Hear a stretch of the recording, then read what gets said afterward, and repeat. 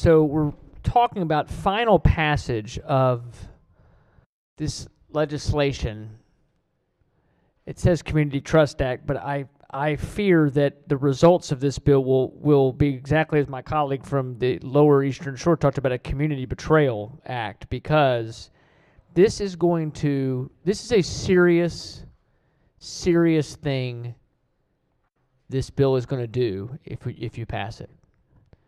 This is not about paperwork with 287G. This is not about even adding something to a list of sensitive locations.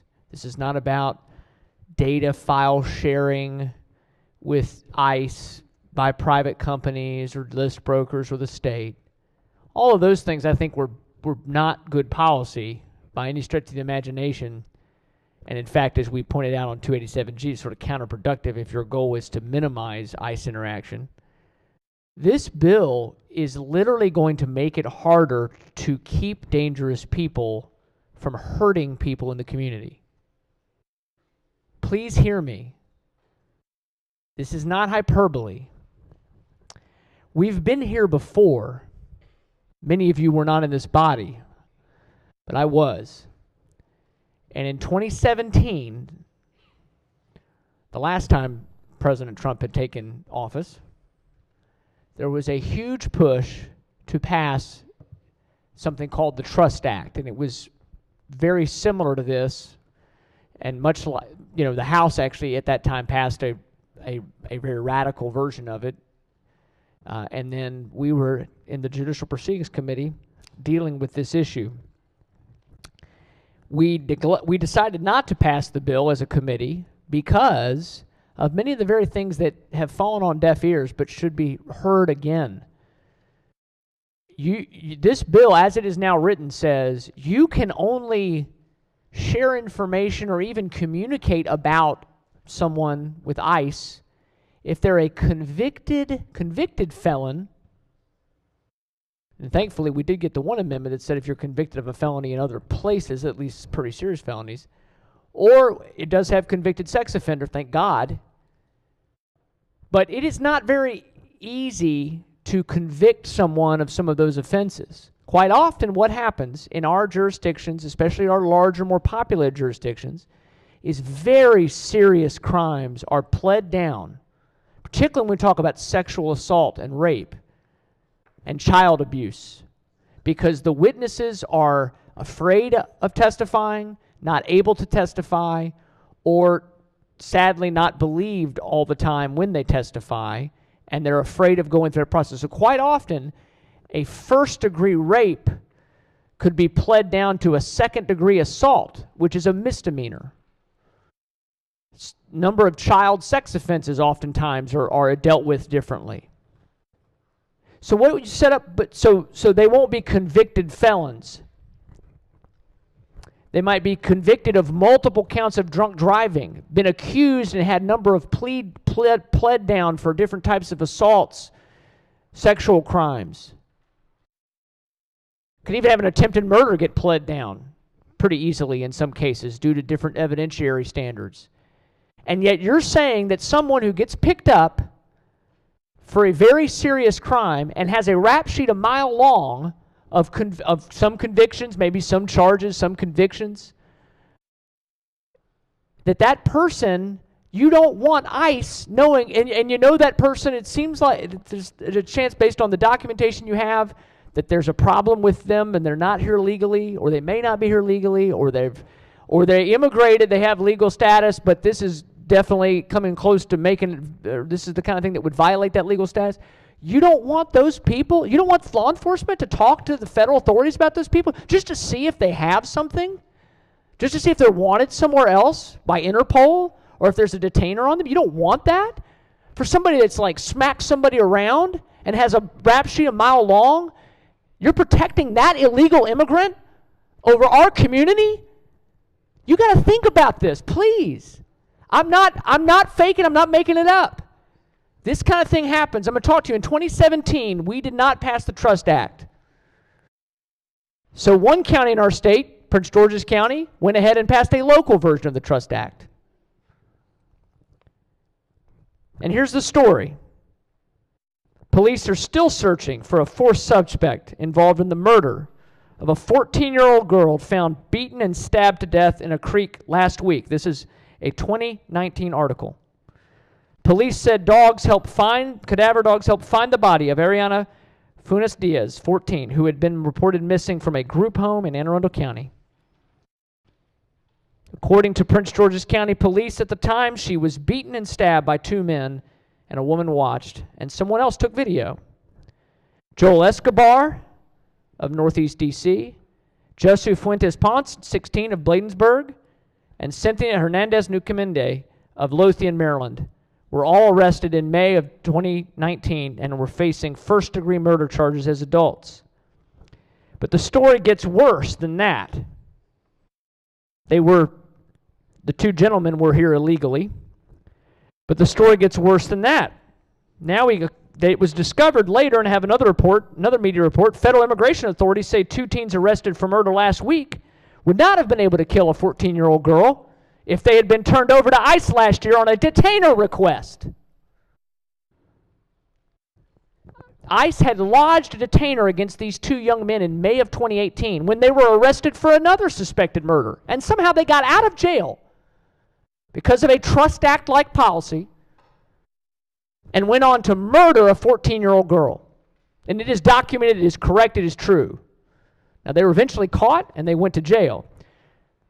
But they'd been transferred to a state youth facility based on a judge's ruling. Their cases were concluded. The state facility released one, and the other came back to Prince George's County, released to a family member. They were charged and they were let go, even though ICE had a detainer on them. According to authorities, the suspects were fearful that this young woman would go to the police about a robbery they had all committed together in Washington, D.C. earlier that year in 2019.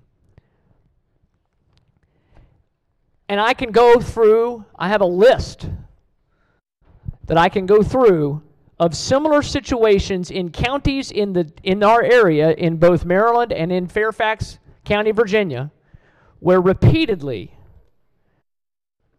predators have been released when they already were in jail for a serious crime, then released despite detainers lodged against them.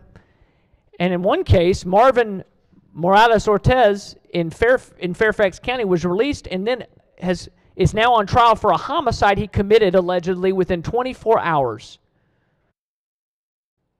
He was released from Fairfax County custody after prosecutors dropped charges, including violent and firearm charges, despite an ICE detainer.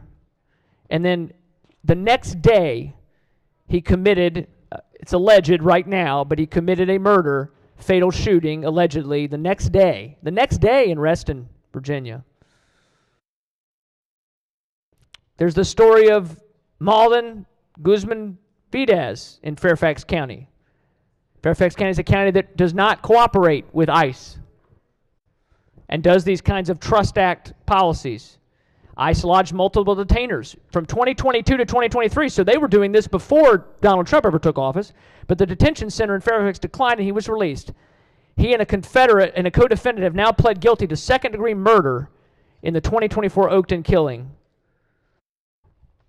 I have several more from Fairfax County. Loudoun County, Virginia. Alvaro Ayala. He'd previously been arrested for reckless driving in 2024. There was a detainer on him because he was wanted for a number of things. Then later, he was charged with strangulation of his infant sister. The child later dies, and he's facing additional charges, including a murder. He had an ICE detainer on him. They let him go. In March 2023 through October 2023, Montgomery County the ICE lodged detainers for Nilson Granados Trejo in Montgomery County. Montgomery County did not honor it. He was released after theft arrest in March and October of 2023. Subsequently, he was charged in Prince George's County in February of 2024 in a Langley Park shootout that killed a 2-year-old. And now he's facing first and second-degree murder charges. Frederick County. Ruben Hernandez Lainez. ICE State's Border Control encountered him in May 2022 and released him into the U.S., and later he went on to commit violent felonies. That is not one that is a county. I admit I read that. That was the incompetence of the previous federal administration. There's many more. There's many more. I could go on and on, but this is the Trust Act. This is what it does.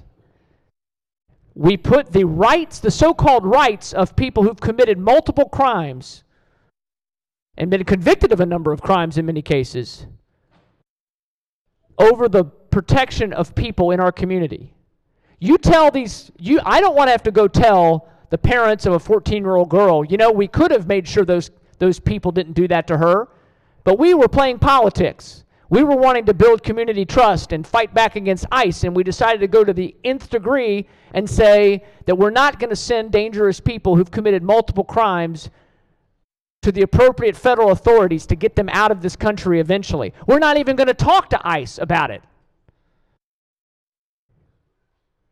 This is a very bad bill, and you cannot just step back from this. This is not one that's just, hey, well, we're going to pass it, but we'll figure out ways it doesn't really harm anybody. It's very serious. It's a very serious bill. It's the kind of thing that will outrage people when and if they make the connection. So I'll just say this, Mr. President, the conviction versus charging scenario, we talked a lot about that on Second Reader. A scenario where you've arrested, a local sheriff or county police force has arrested someone suspected of a serious heinous crime that would qualify as a felony. They have a long rap sheet of minor convictions and some charges dropped. Sheriff can't even ask ICE what ICE knows. And I think also, again, going back to making it about felony convictions, so often we know that particularly in these heinous sort of sexual assault cases and serious types of violent assaults, it gets pled down so often. And yet we're making this standard that we can't communicate with ICE about convicted criminals even, in many cases, that are in our country illegally. And instead, they're just going to get released on their own recognizance many times. Because it's not even just about releasing them after their sentence. The other thing the debate was all kind of about, well, don't we want them to serve their time here? Well, yeah, if somebody murders in the United States, if there's an illegal immigrant here that murders somebody, they're going to stand trial and go to jail here. But this is about when someone serves time in a county jail or serves time in a state facility for several years for a crime, and then we're going to say, you can't tell ICE they're getting out. It's a wrong bill. It is not what we should be doing. So, Mr. President, I would just urge everybody to take a step back. This is not the one to do. This is not the one to do. The other stuff you've done this session, I don't think it's good, but this one is going to really hurt